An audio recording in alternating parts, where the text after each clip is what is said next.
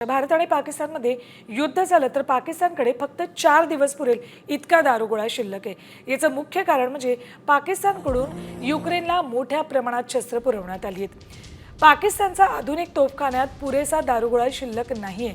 अल्पकालीन फायद्यासाठी पाकिस्ताननं स्वतःसाठी एक धोरणात्मक समस्या निर्माण केली आहे।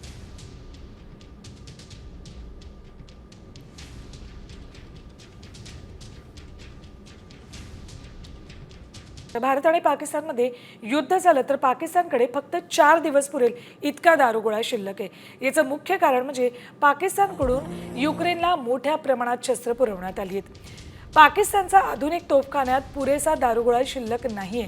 अल्पकालीन फायद्यासाठी पाकिस्ताननं स्वतःसाठी एक धोरणात्मक समस्या निर्माण केली आहे।